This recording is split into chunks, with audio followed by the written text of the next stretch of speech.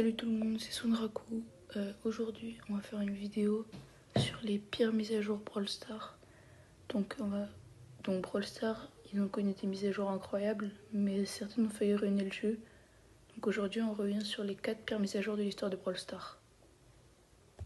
Je vais vous montrer ce qui a changé, pourquoi ces mises à jour ont fait autant de bruit, si elles méritaient vraiment leur mauvaise réputation. Alors, on va commencer tout de suite avec la suppression des méga-boîtes. C'est une des mises à jour les plus controversées. Ce qui a changé, c'est les méga-boîtes, grosses boîtes et boîtes brawl ont été supprimées. Elles ont été remplacées par le système de progression avec les points de pouvoir, les pièces et les crédits. Les joueurs ne pouvaient plus ouvrir des boîtes et espérer obtenir des brawlers par chance. Donc il y avait moins d'adrénaline. Pourquoi beaucoup de joueurs étaient déçus? Les ouvertures de boîtes étaient très amusantes, obtenir un brawler était un moment excitant, et beaucoup ont trouvé la progression moins satisfaisante après ce changement.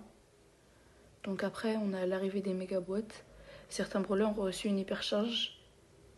L'arrivée des hypercharges. Certains brawlers ont reçu une hypercharge qui améliorait temporairement leurs super et leurs statistiques. Les premières hypercharges coûtaient très cher. Pourquoi c'était critiqué? Beaucoup trouvaient que les hypercharges rendaient certains brawlers beaucoup trop forts. Les joueurs qui n'en avaient pas étaient désavantagés.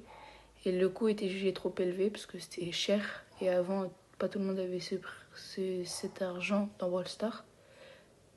La collaboration Toy Story, c'est un événement avec les skins du contenu inspiré de Toy Story, mais on n'avait que des Buzz l'éclair dans les games. Il n'y avait que ça, tu tombais que sur ça, tu pouvais pas faire une partie tranquille. Certains auraient préféré une vraie mise à jour avec plus de contenu de jeu plutôt qu'une grosse collaboration, parce que vraiment elle n'était pas hyper bien. Les skins étaient beaux, mais Buzz l'éclair c'était pas une ultra bonne idée, je pense. Et enfin, le Brawl Pass payant avec les gemmes retirées. Donc le Brawl Pass qu'on pouvait payer avec les gemmes. Ce qui a changé, c'est que le Brawl Pass ne pouvait plus être acheté avec les gemmes, il fallait payer avec de l'argent réel. Pourquoi c'était très critiqué? Avant, les joueurs gratuits, donc ceux qui ne mettaient pas de vrai argent dans le jeu, pouvaient économiser leurs gemmes pour acheter un pass. Après la mise à jour, cette possibilité a disparu. Beaucoup ont eu l'impression que le jeu devenait plus orienté vers les achats. Et donc ces 4 mises à jour sont parmi les plus critiquées par la communauté. Pour vous, quelle mise à jour de l'histoire de Brawl Stars est la pire? Vous pouvez mettre cette réponse dans les commentaires.